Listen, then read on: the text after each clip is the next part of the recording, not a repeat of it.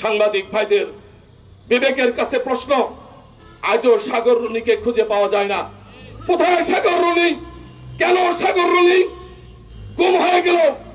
সাগর রুনির কাছে এমন কিছু তথ্য রয়েছিল যেই তথ্যগুলো জাতির কাছে পরিষ্কার করলে আওয়ামী লীগের ওই সময়ের অত্যন্ত শাসন ব্যবস্থার ভিতরে অত্যন্ত বাস্তব ষড়যন্ত্রের চিত্রগুলো ফুটে উঠত।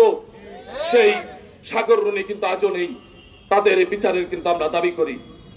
শুধু তাই নয়, বাংলাদেশের ইতিহাসে আওয়ামী লীগ যতবার ক্ষমতা এসেছে ওলামা ইকরামদের উপর অত্যাচার নির্যাতন নিপীড়ন করেছে।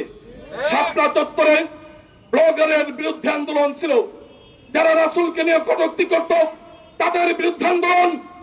আমরা আওয়ামী লীগের ভাইদের কাছে প্রশ্ন রাখতে চাই, ওই শাহবাগী আন্দোলন ব্লগারদের বিরুদ্ধে, আমার আপনার রাসূলের বিরুদ্ধে ছিল সেই আন্দোলন। রাসূল সাল্লাল্লাহু আলাইহি ওয়াসাল্লামের বিরুদ্ধে যারা লেখা লিখেছে তাদের বিরুদ্ধে ছিল সেই আন্দোলন। সেই ব্লগারের বিরুদ্ধে আন্দোলন করার কারণে তাদেরকে রাজ্যে লাইট অফ করে দিয়ে যেভাবে গুলি করে হত্যা করেছেন, সেই রক্তের বদলা কিন্তু আমরা বাংলার মাটিতে হবেই হবে, এটা আমরা নিশ্চিত করে বলতে চাই। প্রিয় ভাইরা আমার, আমরা বলতে চাই জাতির দেশপ্রেমিক সেনাবাহিনী যারা চরমভাবে ভারত বিদ্বেষী, যারা চরমভাবে দেশপ্রেমিক, গোটা বাংলাদেশের সেনাবাহিনীর চৌকস মেধাবী সেনা অফিসারদেরকে পিলখানায় পোস্টিং দিয়ে বিডিআর হত্যার মাধ্যমে, যেভাবে বিডিআর হত্যার মাধ্যমে, বিডিআর বিদ্রোহের মাধ্যমে জাতির শ্রেষ্ঠ সেনা অফিসারদেরকে নিয়মতান্ত্রিক ভাবে সেখানে হত্যা করা হয়েছে। আমরা সেই বিডিআর হত্যার নামে সেনাবাহিনীর যে সমস্ত অফিসারদেরকে হত্যা করেছে তার বিচার বাংলার মাটিতে করার দাবি আমরা পেশ করছি। শুধু তাই নয়, এদেশের শিক্ষা ব্যবস্থা ধ্বংস। বিগত সরকারের যত দিবস রয়েছে সমস্ত দিবসে স্কুল কলেজের ছাত্রদেরকে রাজপথে নামিয়ে নিয়ে আসতো।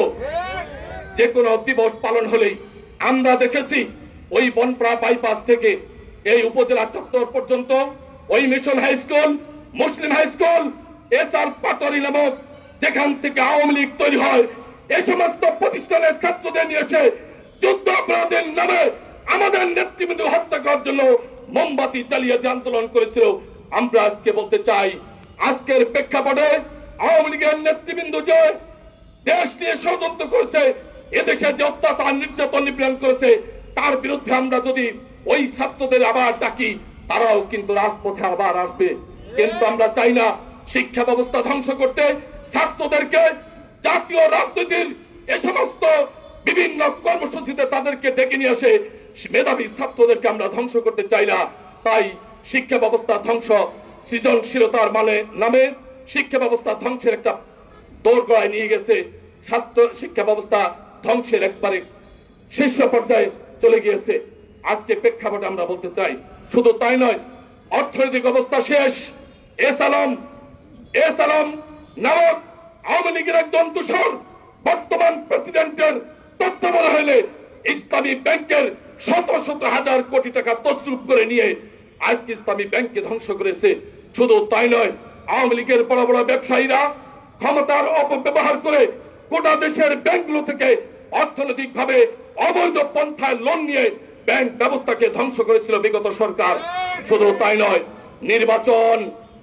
নির্বাচন বিরোধী দলের প্রার্থী যে হবে, র্যাব দিয়ে তাদের বাড়ি বাড়ি গিয়ে, নেতা কর্মীরা যারা কাজ করবে তাদের বাড়ি বাড়ি গিয়ে হুমকি হতো